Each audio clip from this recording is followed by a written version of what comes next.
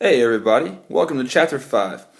And in Chapter 5, we're going to be talking about what are called rational functions. Pretty short chapter for us, luckily, that's great. You notice we're starting in Section 5.2, because Section 5.1, super easy, you don't need me to teach you how to do it, it's just how do you find the reciprocal of a number. But in this section, we're going to be looking at what's called the reciprocal function. And I'll explain to you what a reciprocal function is here in a few moments. But what I need you to know for this moment is what the goals are, and there are two of them for this video. One of those is that you're going to be able to identify the asymptotes of the graph of a rational function, or a reciprocal function at that, which is what I mean to do for this, which is really a version of a rational function. Let me change that real quick though. And the second thing I'm going to need you to do once you're able to identify the asymptotes of a reciprocal function is I'm going to need you to be able to sketch and analyze the graph of a reciprocal function. So let's get right into it.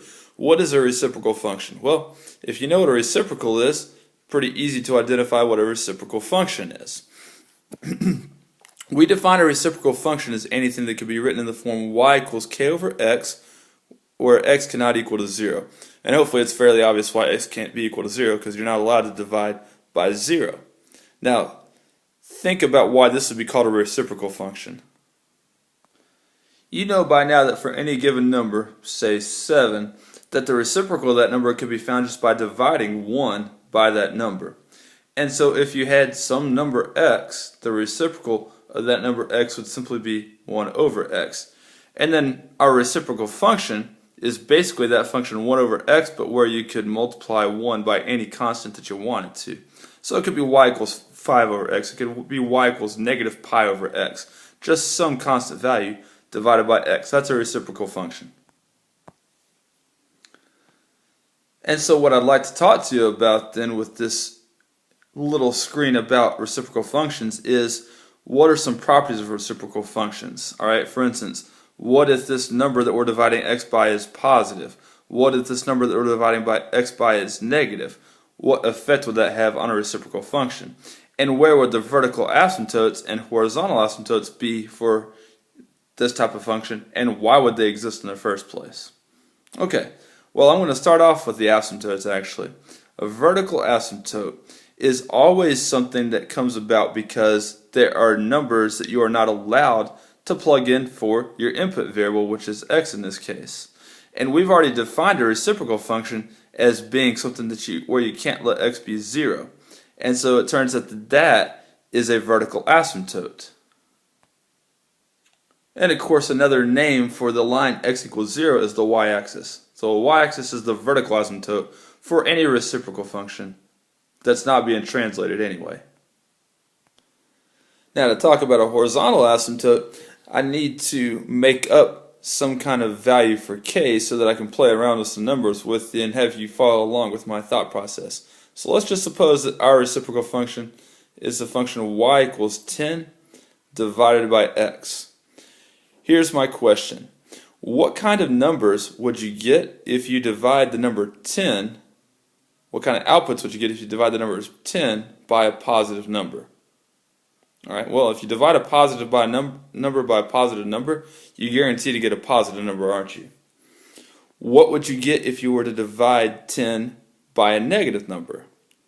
Well, you'd get a negative value, wouldn't you? A positive divided by negative is negative.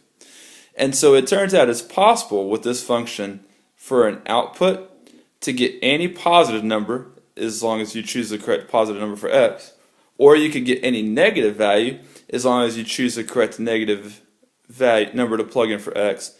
But there's one value for an output that you can never get for y, and that's 0. It's impossible to divide 10 by anything that would give you 0. And so it turns out that for this and really any reciprocal function, it doesn't matter what k is, you're never going to get 0 for an output. So that's going to be the line y equals 0, our horizontal asymptote, which is of course the x-axis. Now it's worth noting that with a translation, a vertical translation, this horizontal asymptote can change. For instance, let's say I made that function y equals 10 over x plus 15. Well, this portion right here, 10 divided by x, could never be 0, but that means the entire function could never be equal to 15 because you'd never be able to get 0 plus 15. All right? Or if I made that minus 12, then again, it would be impossible for this part to ever be equal to 0. And so it would be impossible for the entire output to ever become negative 12. All right, so if you have a vertical translation, it's very easy to find out where the horizontal asymptote would move to. It wouldn't be the x-axis anymore, though. Now I need you to see what the shape of the graph of a reciprocal function is going to look like. I'm going to get rid of this specific function right here. First thing you always need to do is graph the asymptotes, but they are the x and the y axis here. And so we have to make sure that our graph never touches this line, and it's never going to touch this line either. Alright, now that's not always true for horizontal asymptotes, that a graph never touches it, but it is for the ones we're working with, reciprocal functions in particular.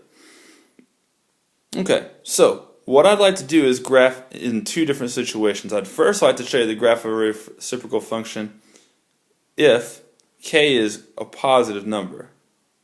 And I'm going to make that in green. And then I'll make another graph in a different color for when k is negative. And all I need you to do is think about what are the possible outputs you can get if k is positive. If I have a positive number and I divide by positive values, what would I get for an output? Well, positive divided by positive would give you positive values. When x is positive, that means your graph would end up looking something like this, and you'll see why later on. You would get a curve that fits entirely within the first quadrant, that never touches either axis. Okay, we already said that it's impossible for x to be 0, so that's why it never touches this axis. We already said it's impossible for y to be equal to 0, so it never touches the x-axis. And think about the reason the shape is.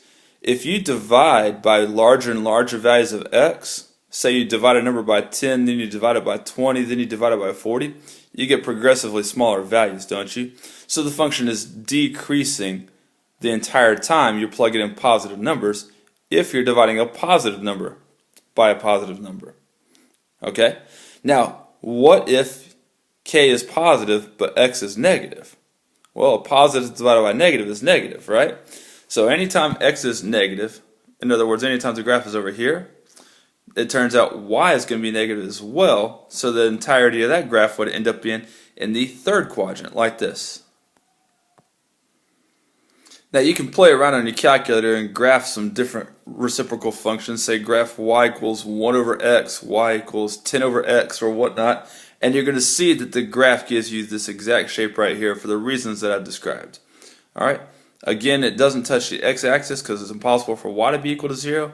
Doesn't touch the y-axis because we can't plug in 0 for x. That's why the graph looks the way that it does. That's for when k is positive. Whenever k is negative, you simply get a reflection of this graph in the x-axis. Alright, observe. We'll make this, let's say, orange. Now we're still going to have the same vertical and horizontal asymptote if this constant right there is negative, but we get different types of numbers for our outputs for the things that are included in our domain. Alright, so if k is negative and x is positive over here, well, a negative divided by positive is negative, isn't it? So you end up getting a graph that's entirely in the fourth quadrant that looks like this. Right? That's where x is positive and y is negative. And if I start plugging in negative values for x when k is negative, well then I have a negative divided by negative, which gives me positive, and so that gives me this portion of the graph.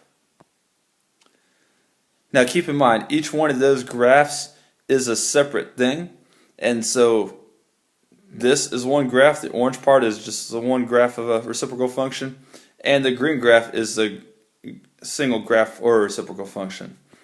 Alright, last thing I want to tell you in this video is about what you would call this shaped graph. You know, you're used to lines for linear equations, you're used to parabolas for quadratic equations whenever you graph them.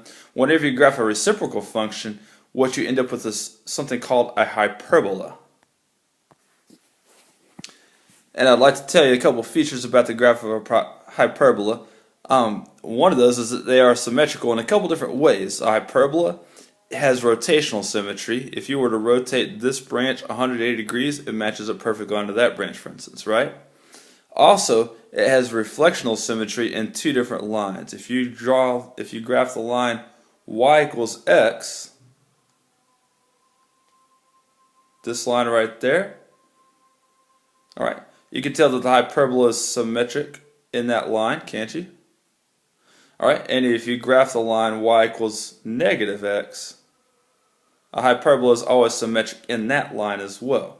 Alright, you can imagine if you were to reflect this branch over that line, it would map perfectly onto that branch, wouldn't it? Great. Those are the things that you need to know about reciprocal functions. I've decided to make this into two different videos. In the next video, we'll actually graph some reciprocal functions and do the analysis with it so that we can keep these as short as possible. Alright, thanks for watching. Watch the next one pretty darn quickly, please.